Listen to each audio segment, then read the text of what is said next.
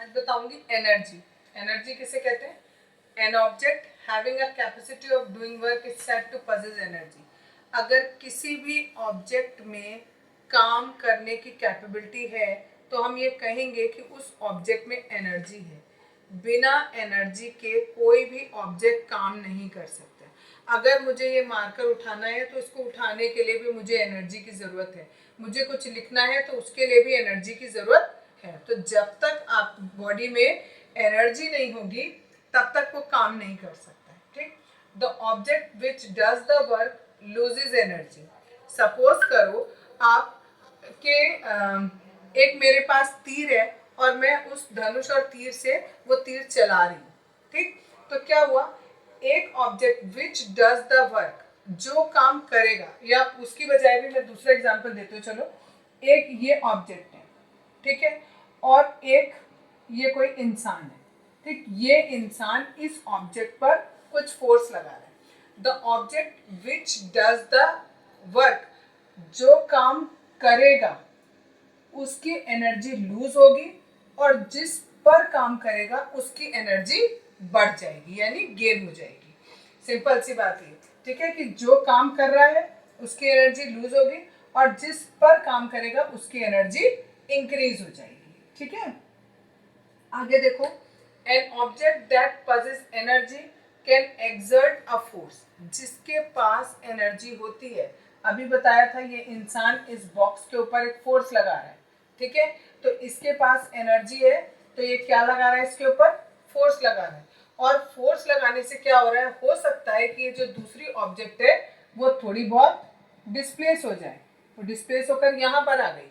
ठीक है, an object that possess energy, जिसके पास एनर्जी है, कैन एक्सर्ट अ फोर्स, वो फोर्स लगा सकता है on another object. When this happen, जब ऐसा होता है, एनर्जी इज ट्रांसफर्ड, तो एनर्जी ट्रांसफर होती है कहाँ से, इधर से इधर। ठीक है, transfer from the former to the latter, पहले वाले से दूसरे वाले पर एनर्जी ट्रांसफर हो जाएगी। और उस एनर्जी ट्रांसफर के बाद क्या होगा, द सेकेंड ऑब्जेक्ट में मूव, हो सकता है वो मूव करे एज इट रिसीव्स एनर्जी। क्यों मूव करेगी, क्योंकि इसके पास एनर्जी आ गई। ठीक है, and therefore do some work, और जब इस वाली ऑब्जेक्ट के पास एनर्जी आ गई तो अब ये कुछ ना कुछ काम करेगी। ठीक है, तो वो जो वर्क डन होगा वो किसके बराबर होगा, F इंटू एस के, जो कि हमने कल पढ़ा था। ठीक, कि इसने फोर्स लगाया और ये जो ऑब्जेक्ट थी वो डिस्प्लेस होकर इधर आ गई। ठीक, तो वर्क डन किसके बराबर होगा, F इंटू एस के बराबर होगा। यानी इन शॉर्ट हम ये कह सकते हैं कि कैपेसिटी ऑफ डूइंग वर्क, काम करने की क्षमता को हम क्या कहते हैं, एनर्जी कहते हैं। ठीक, इसकी जो यूनिट होती है वो जूल होती है, JOULE, जूल। अब फॉर्म्स ऑफ एनर्जी, एनर्जी की बहुत सारी फॉर्म्स होती हैं, जैसा कि मैंने यहाँ लिखा हुआ है, it includes potential energy, kinetic energy, heat energy, chemical energy, electrical energy and light energy. ठीक, इसको हम एक एक करके सबके बारे में पढ़ेंगे। मैं तुम्हें थोड़ा सा हिंट ऐसे देती हूँ, जैसे आपने एक स्विच ऑन किया, जैसे ही आपने स्विच ऑन किया तो जो इलेक्ट्रिक एनर्जी थी वो कन्वर्ट हो जाएगी। सपोज आपने कोई बल्ब जलाया तो वो लाइट एनर्जी और हीट एनर्जी में कन्वर्ट हो गई। इलेक्ट्रिक एनर्जी किस में कन्वर्ट हो गई, लाइट एनर्जी और हीट एनर्जी में कन्वर्ट हो गई। इस तरीके से जो एनर्जी होती है वो हमेशा एक फॉर्म से दूसरी फॉर्म में कन्वर्ट होती रहती है। ठीक है, इसके भी कुछ नियम है, किस तरीके से कन्वर्ट होती है, क्या कंजर्व रहती है या नहीं रहती है, ये हम आगे बढ़ेंगे। अभी फिलहाल मैं आपको बताऊंगी काइनेटिक एनर्जी किसे कहते हैं।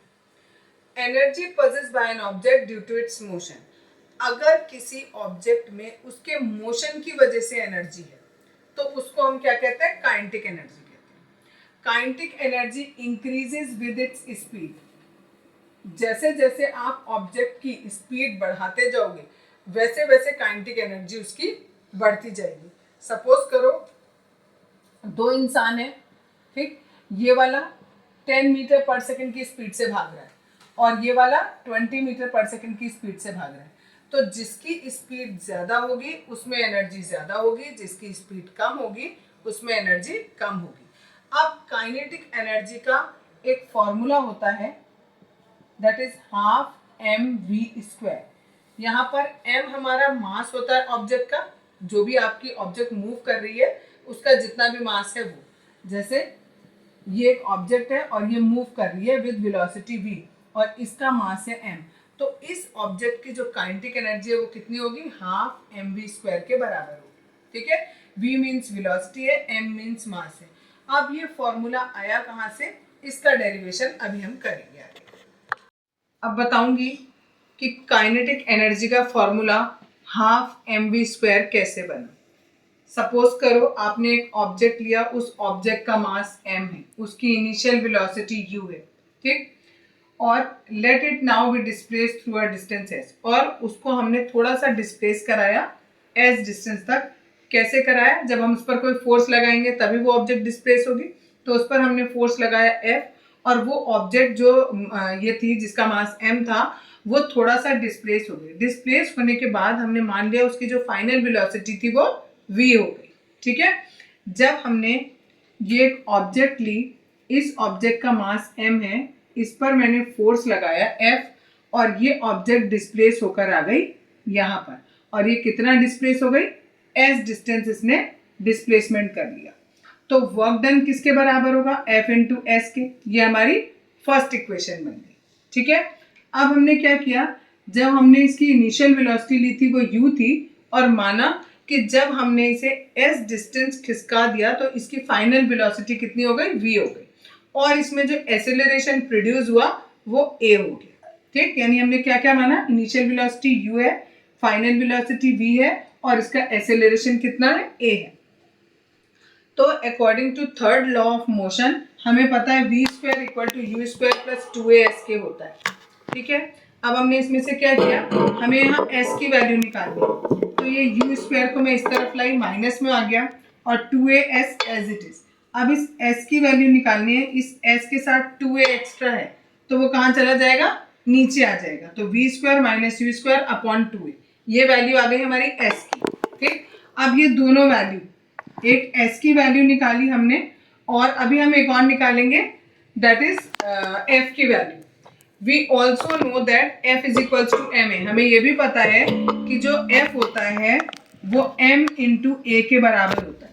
तो हमने f की वैल्यू निकाली और s की वैल्यू मैंने अभी निकाली थी ये दोनों वैल्यूज f और s की मैं इस पहली वाली इक्वेशन जो w is equals to f into s में लिखा है, इस वाली इक्वेशन में पुट करने जा रही हूँ।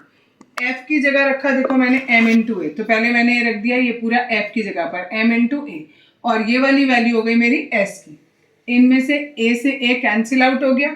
ठीक, यहाँ से नीचे 2 बचा है तो मैंने इसको 1/2 लिख दिया, ये m एज इट इज, और ये ब्रैकेट में v² minus u² as it is. ठीक है, अब अगर सपोज करो कि जब हमने ऑब्जेक्ट पर फोर्स लगाया उस समय अगर उसकी इनिशियल वेलोसिटी 0 है, तो u की वैल्यू अगर 0 हो जाएगी तो ये w बराबर किसके हो जाएगा, हाफ m v² माइनस 0 का स्क्वायर।